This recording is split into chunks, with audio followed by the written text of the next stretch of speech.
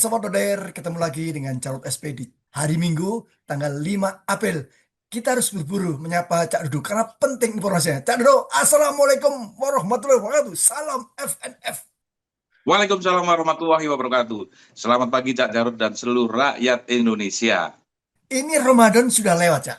Berikan sawal. Ya, Tapi acara halal bihalal masih saja terjadi di beberapa daerah, Cak.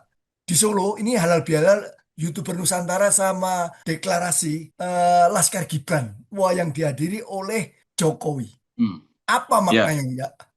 Maknanya ya eh, yang disebut sebagai geng Solo itu sudah ancang-ancang mau bukan merebut, dia mengambil kesempatan ketika masyarakat dan rakyat Indonesia sudah semakin kritis terhadap Prabowo.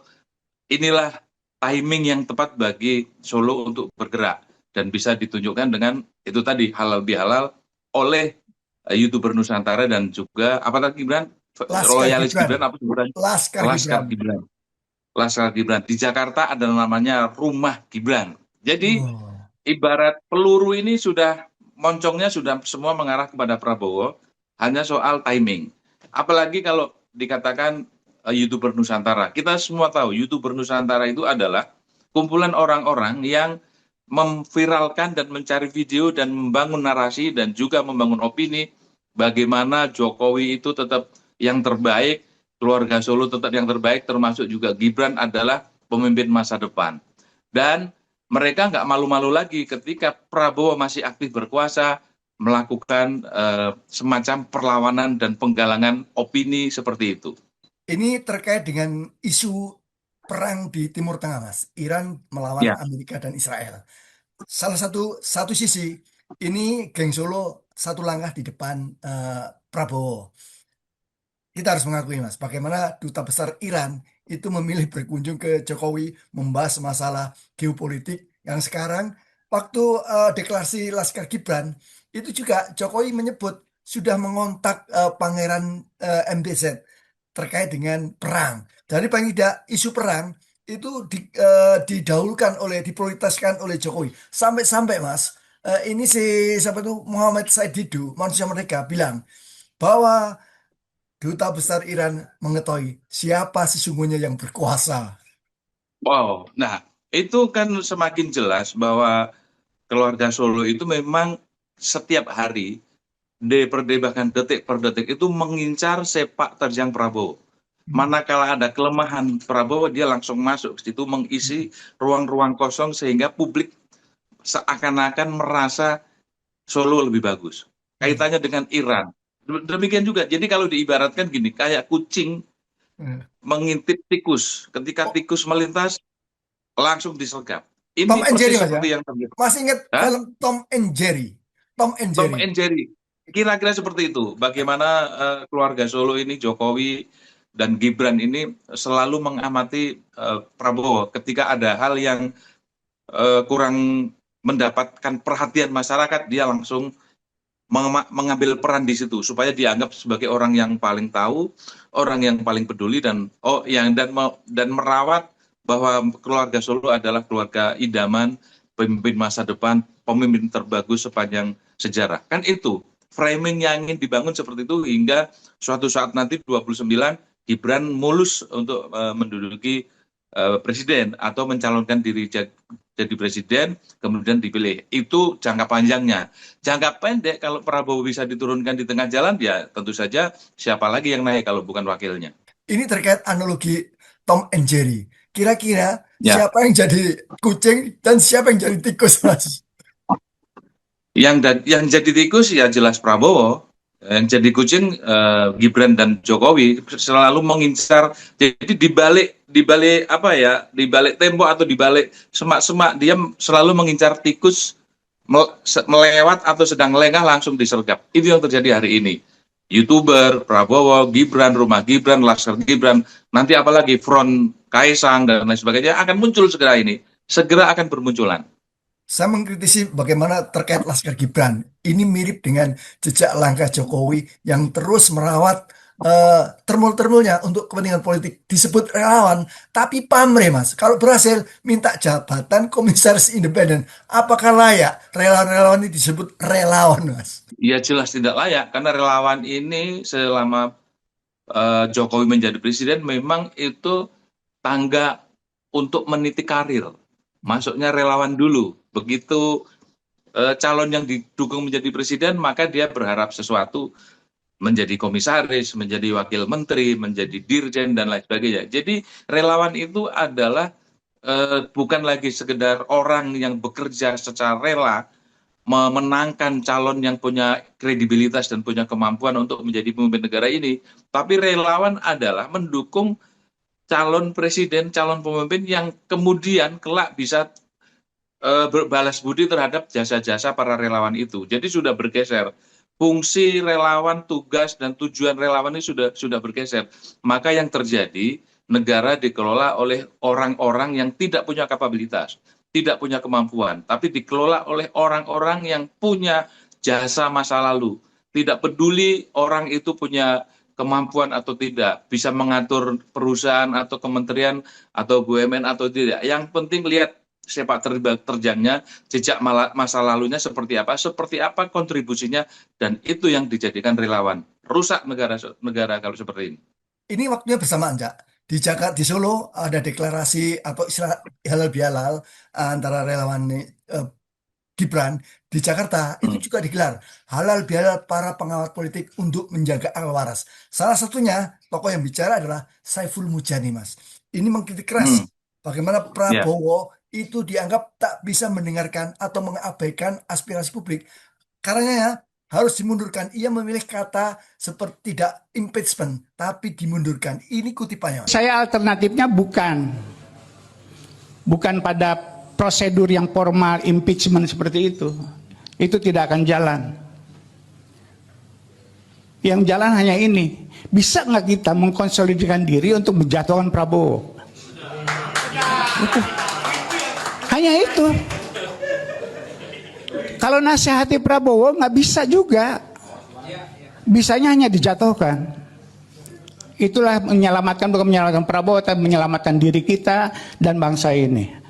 Saiful Mujani sedang menjalankan fungsinya dengan baik sebagai pengamat. Bagaimana presiden itu memang harus dikritisi, dan kelihatannya dia juga betul tidak menggunakan kata impeachment atau lengserkan karena memang berat ya, prosesnya maupun targetnya juga belum tentu tercapai. Tetapi bahwa Prabowo harus dikritisi dan dikritik keras itu memang iya, dan kelihatannya memang Prabowo ini sudah mungkin hanya menggunakan kacamata kuda, dia tidak mau mendengar dan melihat masukan dan lain sebagainya. Bisa jadi juga dia hanya menggunakan beberapa orang atau pembisik atau orang yang paling dekat untuk menjalankan roda pemerintahannya. Padahal di luar itu banyak sekali hal-hal yang harus didengar Prabowo kemudian diambil kebijakan. Nah, kalau ini berlangsung lama memang sangat membahayakan. Cuma kalau ujungnya dilengsarkan, nah itu masih butuh pembicaraan lebih jauh lagi. Iya Mas, si Saiful Mujani itu menolak bahwa ia dituding memprovokasi. Ia menyebut itu bagian dari diskursus akademik dan hak bersuara. Saya setuju bagaimana Prabowo kenceng seperti istilah sampean kacamata kuda. Hmm, Kasus IMBG hmm, misalnya. Dia tetap nekat melanjutkan dengan hanya mendengar suara-suara si lingkungannya yang diuntungkan dengan program MBG. Sobat Doder, ini bocoran sedikit. Saiful Mujani ini hmm, adalah guru besar ilmu politik ya di Universitas Islam Negeri Syarif Hidayatullah Jakarta. Ia yang mempopulerkan tentang quick count di Pilpres pemilu yang pertama kalinya, dan Saiful hmm. Mujani masuk tokoh top dunia pada tahun lalu. Jadi saya kira dia bukan akademik abal-abal seperti halnya Resmonsiani pada. Betul, iya. Ya, lembaga surveinya dia kan juga selalu dipakai oleh presiden sebelumnya, termasuk kemarin dua periode Jokowi itu juga menggunakan Saiful Mujadi Research and SMRC ya, SMRC. Saiful Mujadi Research. Jadi memang dia ya lumayan kredibel lah, bisa dipercaya. Tapi sedikit kemarin ada condong-condongnya seperti itu. Perkara Saiful Mujani mengatakan bahwa tidak bisa dilengsarkan, memang faktanya seperti itu.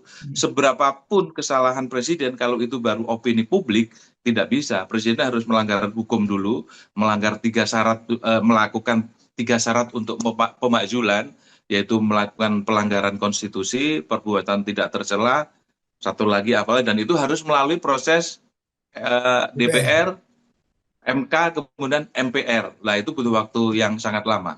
Seperti itu. Ada satu Mas yang sudah dipenuhi. Bagaimana dia Prabowo ikut dalam gabung dengan BOP. Nah, menurut DPR ini harusnya dibicarakan, termasuk dibicarakan di DPR Mas, tentang keterlibatan dia menjadikan Indonesia ke dalam BOP itu harusnya dikonsultasikan dengan DPR, dan juga perjanjian tentang perdagangan juga nggak bisa seenaknya. Artinya Pak Prabowo harus diingatkan, dia bukan kepentingan pribadi, dia mewakili 280 juta. Ini yang harus ditinggal Prabowo, Mas. Betul, itu sudah jelas, itu sudah jelas pelanggaran hukum ya. Cuma masalahnya kan proses untuk menyatakan Prabowo salah itu kan panjang itu tadi. Sementara kita tahu DPR ini hanya sebagai pelengkap penderita saja, mereka ada, tapi tidak ada gitu. Coba dibuka file-filenya.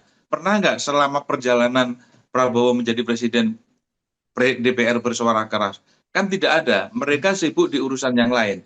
Kelihatannya mereka memang sudah disetel untuk tidak mengutak-atik urusan presiden, untuk tidak mengutak-atik urusan pemakzulan. Biarkan presiden bekerja, DPR bekerja, bikin undang-undang dan lain sebagainya. Jadi kalau yang berkaitan dengan politik, yang berkaitan dengan pemakzulan, itu harus masuk kotak. Jangan dibahas seperti itu.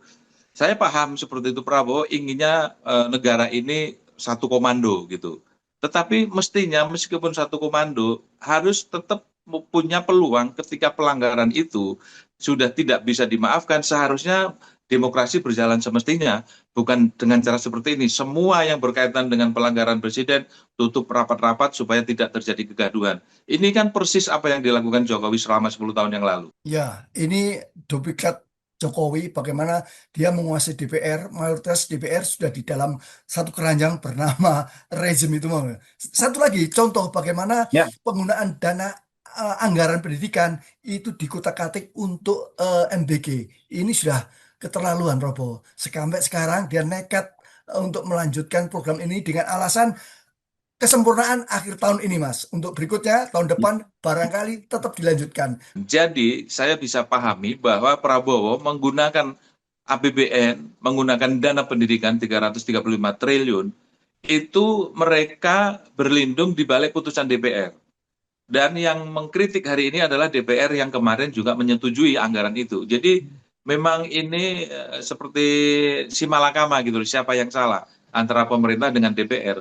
Faktanya hari ini memang anggaran pendidikan diambil untuk MBG, untuk makan bergizi gratis, sehingga membuat pendidikan terseok-seok karena anggarannya berkurang. Banyak sekali yang kemudian dipending, dipangkas dan lain sebagainya di sektor pendidikan hanya untuk mengenyangkan murid. Dan Prabowo merasa, loh kami menjalankan putusan yang sudah disetujui DPR. Jadi inilah si malakamanya. Tetapi kalau rakyat Indonesia sepakat dan juga mayoritas sepakat untuk menghentikan MBG, ya bisa aja dilakukan desakan kepada presiden untuk mengalokasikan atau menghentikan MBG ini. Lagi-lagi begini, Cak Jarod. Jadi tidak seluruh persoalan itu endingnya pemakzulan. Tidak seluruh pelanggaran itu endingnya pemakzulan. Sekarang pertanyaannya dibalik. Kalau Prabowo dimakzulkan, dilengsarkan, siapa penggantinya? Kan tidak lebih bagus penggantinya. Oke, kalau pemakzulan itu satu paket, Prabowo Gibran dimakzulkan, mekanisme berikutnya seperti apa? Yang akan menjadi presiden seperti apa dan sidangnya seperti apa? Kalau DPR MPR juga dalam kendali Presiden Prabowo. Jadi memang dalam hal politik ini memang rakyat sudah salah langkah. Kalah langkah bukan salah. Kalah langkah. Mereka sudah rapi dulu bagaimana mengunci potensi-potensi yang bisa dilakukan pemakzulan. Mereka sudah dikunci dengan cara DPR, MPR dikuasai sepenuhnya, diberikan fasilitas, ya pasti ada pembicaraan di belakang meja, di balik layar, bahwa ini demi stabilitas kita harus melakukan A, B, C, D. Jadi rumusnya adalah demi stabilitas. Dampaknya hanya memang rakyat tidak mendapatkan keadilan. Demokrasi menjadi dikebiri, suara rakyat tidak didengarkan karena seluruhnya akan mentok di gedung parlemen. Jadi kepada GMKR, kami setuju, mengkritisi selalu setuju, tapi tetap harus realistis. Apakah betul kalau misalnya dilengsarkan negara ini akan lebih baik? Kan belum tentu juga. Kalau sama-sama masih blank, sama-sama masih kabur, belum tentu. Ya sebaiknya Prabowo diingatkan sekuat tenaga sampai dia mendengar kritikan masyarakat. Nah, saudara, jangan patah semangat. Untuk mencari keadilan memang harus kuat, harus tegas. Karena apa? Sudah ada contohnya bagaimana begitu kuatnya seorang Soeharto, lebih kuat daripada Prabowo juga bisa dilengsarkan jika rakyat Indonesia benar-benar menghendaki dan jika benar-benar presiden sudah keterlaluan. Tapi Assalamualaikum warahmatullahi wabarakatuh. Salam FNF. Waalaikumsalam warahmatullahi wabarakatuh.